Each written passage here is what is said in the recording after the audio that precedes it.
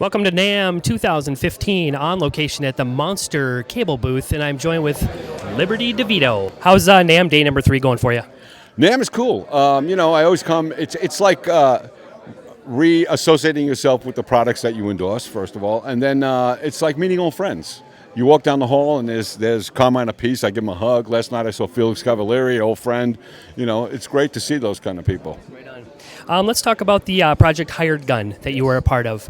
How did you come to be? What is the background about the project, and how did it come to be for you to be involved with it?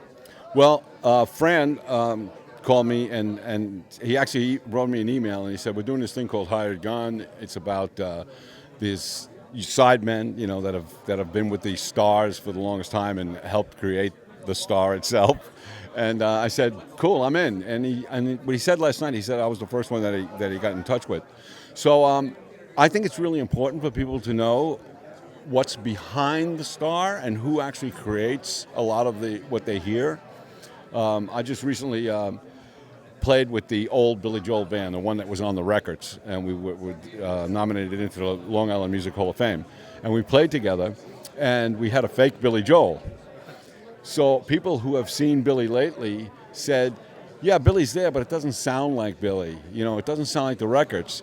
And they said, we sounded more like the records than Billy did. So I guess it's easier to replace Billy than it is to replace the band. What message out of this video do you want to be conveyed to the public?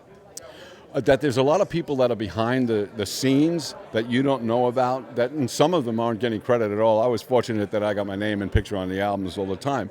But there's a lot of people that work really hard that don't get any credit, and this is going to bring them to light.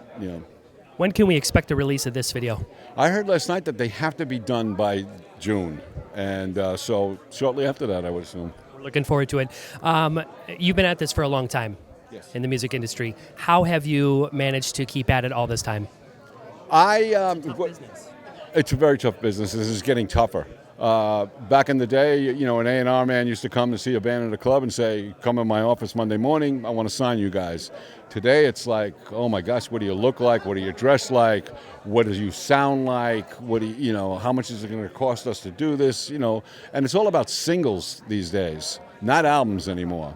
And the best thing for a band to do is try to get placements in TV, movies, stuff like that. My band, the Slim Kings, are getting a lot of placements on TV. So, that's good. Liberty, what do you think is your biggest accomplishment musically to date? Musically, it's a good thing you said musically, because I was going to say my 3 daughters are my biggest accomplishment. But musically, I think when we went to the Soviet Union, that was big.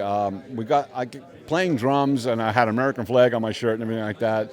And I was told by someone who was at the concert, they said that when the Russian people looked at you and they saw the American flag and you playing the drums and your arms flailing all over the place, they saw ultimate freedom. Because a drummer needs ultimate freedom, has to think outside the box, and they weren't allowed to do that. And when they saw it, they were very impressed. Huge accomplishment. Message to MattyRocks listeners out there, what would you like to say to them? I'd like to say, you have a dream, keep trying, keep practicing, but do not measure that dream by money.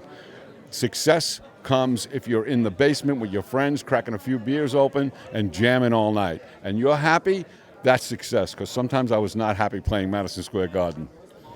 Thanks, Liberty, for taking the time. Continued success to you. Thank you very much. MattyRocks out.